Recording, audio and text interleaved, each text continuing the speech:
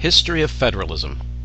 Even before the Constitution was ratified, strong arguments were made by Alexander Hamilton, John Jay, and James Madison in the Federalist Papers, urging the inclusion of a federal form of government to replace the failed Confederation.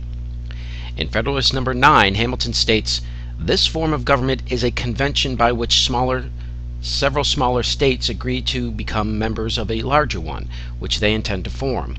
It is a kind of assemblage of societies that constitutes a new one, capable of increasing, by means of new associations, until they arrive to such a degree of power as to be able to provide for the security of the united body."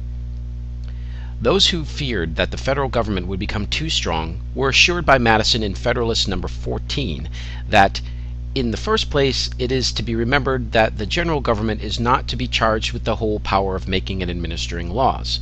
The subordinate governments, which can extend their care to all those other objects which can be separately provided for, will retain their due authority and activity.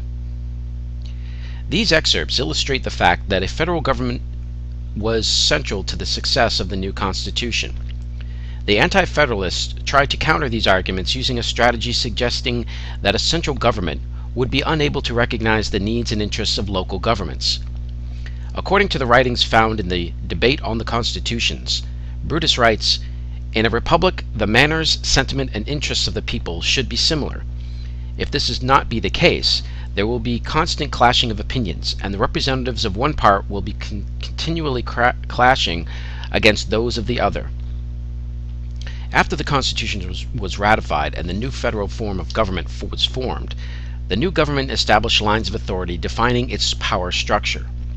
By 1819, the first real challenge to the authority of the United States by individual states took place in the case of McCulloch versus Maryland.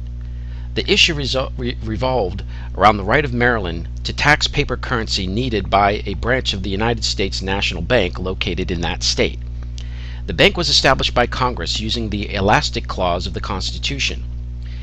In one of a series of landmark decisions, the Supreme Court, under the leadership of John Marshall, ruled unanimously that the power to tax involves the power to destroy. It is reasoned that because the United States had the right to coin and regulate money, it also had the right to set up a national bank to do this under the Necessary and Proper Clause. After the bank was created, the laws protecting it were supreme. Therefore, Maryland could not tax the federal institution. In another case involving a conflict over a national license versus a state license to operate a steamboat in the waters between New York and New Jersey, the Supreme Court also pointed to the Supremacy Clause in its ruling. In Gibbons v. Ogden, 1824, the inventor of the steamboat, Robert Livingston, granted a license sanctioned by New York state law, giving Ogden the exclusive rights of navigation. Gibbons received his license from the Congress. The Supreme Court, using the Interstate Commerce Clause, ruled that the federal license was valid because there was a flow of commerce between the states. In a third case, Fletcher v. Peck, 1810, the court ruled unconstitutional a Georgia state law dealing with the sale of land as a result of illegal actions on the part of the Georgia legislature. This case established the principle that the Supreme Court had the right to review state laws. Both the early writings in the Federalist Papers and the Supreme Court decision under the Marshall Court set the future course of federalism.